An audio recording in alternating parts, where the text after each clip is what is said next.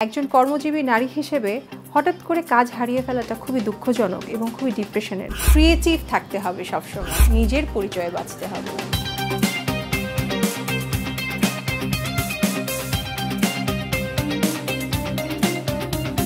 সুবিধাবঞ্চিত নারী যারা ছিলেন তাদের নিয়ে কাজ করার পাশাপাশি শুরু হলো আমার এনজিও বা যারা উন্নয়ন কর্মী তাদের সাথে কাজ শুরু করলাম রিচ ফাউন্ডেশনের সাথে, যেখানে বধির মুখ এই শিশুরা ছবি আঁকত। তাদের ছবি আঁকার পট হলো আমার শাড়ি। শুধু কি আমরাই কাজ হারিয়েছিলাম? কাজ হারিয়েছিলেন অনেক অনেক তাঁতি। করোনার লকডাউনে তাদের কাজ বন্ধ ছিল। ঠিক সেই সময়ে আমরা একসাথে এসে অনেকগুলো কাজ করেছি। তার মধ্যে প্রথম কাজ যেটা ছিল তাদেরকে ডিজিটাল প্ল্যাটফর্মের সাথে পরিচিত করা। এটাতে শুধু তাদেরই না, আমাদেরও সুবিধা হয়েছে।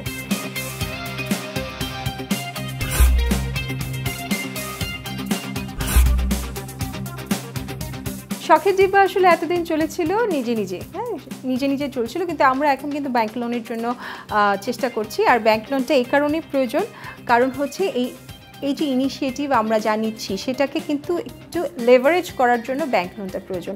আর ব্যাংক লোনটা শুধু লেভারেজ করার জন্যই প্রয়োজন না, আপনি যখন পরবর্তীতে আরও বড় আঙ্গিকে কিছু করতে চান সেটা কিন্তু নিজের পকেট থেকে করাটা সম্ভব না।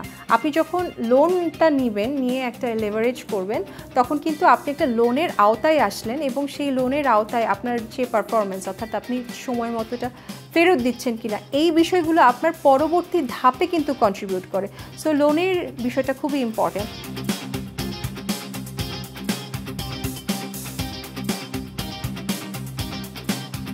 একজন স্বত্বাধিকারীর পাশাপাশি আমি একজন উন্নয়ন কর্মী। জেন্ডার ইস্যুতে আমার ভীষণ লোভ, ভালোবাসি নারীদের উন্নয়নে কাজ করতে। আমার খুব কষ্ট হয় যখন কিনা একজন খুব সম্ভাবনাময় নারী কিছু করতে পারছে না, নিজের স্বকীয়তাটা, নিজের ক্রিয়েটিভিটিকে কাজে লাগাতে পারছে না। আমি তাদের উদ্দেশ্যে বলবো, মন ছোট করে নয়, মন বড় করে বাঁচতে হবে, নিজের পরিচয়ের জন্য বাঁচতে হবে। আমার ক্ষেত্রে যেটা হয়েছে, আমি যখন শুরু করেছি অনেক বাধা কিন্তু আমাকে ডিঙাতে হয়েছে, অনেক বাধা, অনেক বন্ধুর পথ আমাকে পেরোতে হয়েছে। এত সহজ ছিল না, কিন্তু আমি যদি সেখানেই থেমে যেতাম তাহলে কিন্তু আমার এই পরিচয়টা হতো না। তাই আমি বলবো, মন খারাপ করে নয়, বাঁচতে হবে, নিজের পরিচয়টা সবার আগে পোক্ত করতে হবে। অন্যের জন্য বা অন্যের হয়ে নয়, নিজের পরিচয়ে বাঁচতে হবে। নিজের স্বকীয়তাকে হারালে চলবে না। যারা নতুন কাজ করছেন, সব সময় নিজের মধ্যে একটা কর্মস্পৃহা, একটা ক্রিয়েটিভ মন সবসময় নিজের মধ্যে রাখতে হবে। তবেই আপনার সাধারণ কাজটাই কিন্তু অসাধারণ হয়ে যাবে। অন্যের ছবি নয়, অন্যের কাজকে ফলো করে নয়, নিজে যেটা ভালো বুঝি সেটাই যেন করতে পারি। ক্রিয়েটিভ থাকতে হবে সবসময়, এটাই ব্যবসার মূল মন্ত্র।